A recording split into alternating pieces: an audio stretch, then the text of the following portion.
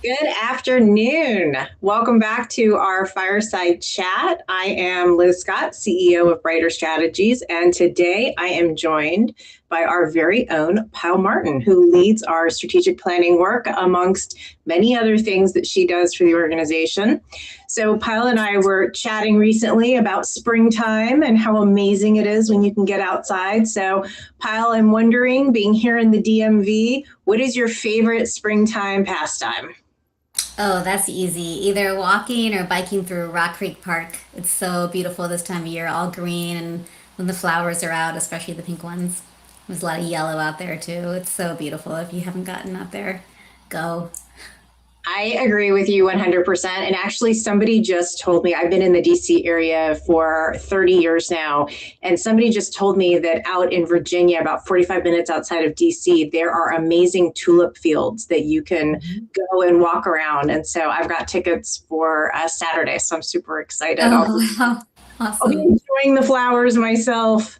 So, Pyle, the other thing that we do every spring, as you know, is we've been launching the nonprofit health study. And so we just did the one for 2026 in partnership with the Center for Nonprofit Advancement and a number of other partners who helped us get it out there. And I know from looking through the data, and we've had some conversations about it, that about a third of the organizations that responded to that survey, they're thinking springtime and they're thinking strategic planning. And so I'm wondering, what insights are you seeing in that field? Oh, yeah, it's a great time for strategic planning. And what I'm seeing is that organizations are feeling a lot of pressure from lots of different directions. They're constantly thinking about funding and how to bring in more revenue, but there's no such thing as a good funding strategy without a good strategic plan because you got to know what you're raising money for and why it's important and really making your case to funders. And so, really connecting those things is what I see people doing a lot of right now. So I know funding was definitely something that came up in the study as well. And for people who are interested, we're actually going to do a webinar in July with the Northern Virginia Community Foundation around funding and strategy and how to think about that.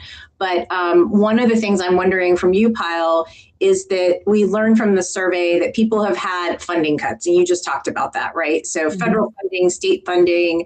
I wouldn't necessarily say that groups are maybe in crisis, although there are certainly some there that are. But I think sometimes when you get to that moment where there's that inflection point and you're wondering, like, do I just hunker down? Do I make big changes? Is this the right time for strategic planning? Is there any sort of advice that you would give, given where people might be on that trajectory of feelings and emotions around what's happening in their environment? Well, there's so much happening right now. I mean, there's two good triggers for strategic planning. One is, do I feel like I'm doing more things than we can manage? Because that means we really need to sit down and figure out what our priorities are. And is the environment changing rapidly, which is something that I hear a lot is like, I can't keep up with all of what's happening. And I think that's a good time to really take stock of what's happening in the environment, but also really what of it is relevant to you, what's relevant to your strategy, and how do you need to maybe tweak or redo your approach to your mission to make sure that it's going to be the most effective in the current climate. So I know often I'm talking to clients, I'm talking about strategic planning, or I'll just mention it in a board meeting, and I get a lot of like rolling of the eyes. They're like, oh, we did that once and it was terrible. And I think that's kind of the elephant in the room for folks, right? They're like, I want to be strategic, I want to think about the future. And a lot of people have been through strategic planning processes and it just didn't work for them. You know, they walk out with this really great document, but like nothing ever happened. So what is your take on, if that has been someone's experience, what or how could it look different for them? Well, for some people it is terrible. It depends on who you are. And I think it's important to know who you are and who you're bringing to the table. There's parts of strategic planning that are really visionary, and there are people who are really, really visionary, and it's great to bring those kinds of people to strategic planning and you get great ideas and you really get mission alignment. You get a great sense of what the organization needs to do to be powerful and successful.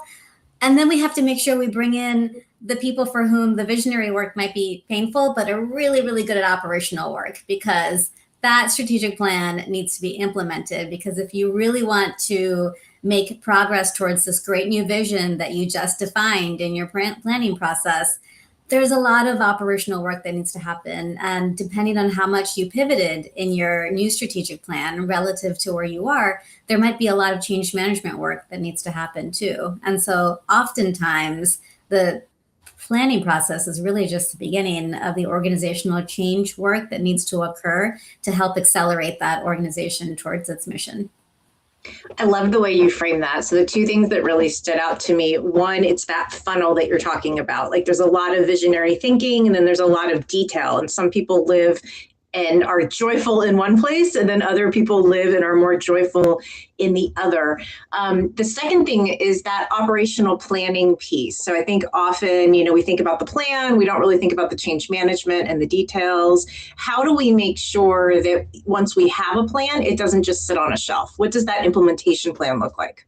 Well, implementation is all of the work. And so, really, you have your plan, then you have to have people in charge of every piece of it. Like, what are your goals? Who's in charge of that goal? What are your strategies? Who's in charge of it? And then, not just giving people more work, right? Including that in performance management, in the culture of the organization, reflecting on the plan often, meeting quarterly to talk about progress, and importantly, identifying metrics and priorities, not just what we do, because that's what your strategic plan is outlining, but what you stop doing and what you deprioritize that wasn't as effective, that can prevent burnout. Yeah, I think that stop doing piece is super important. And I think about, so we here at Brighter Strategies, we have a strategic plan. Payal helped us write it and design it. And as a team, we get together once a quarter and walk through it. Does this still make sense? Is this still the right direction? What are we working on? Is everybody in alignment? So I know it's been a game changer for us, but Payal, I'm wondering, without of course disclosing any names, but can you give us an example of a strategic planning process that really changed the game for a client?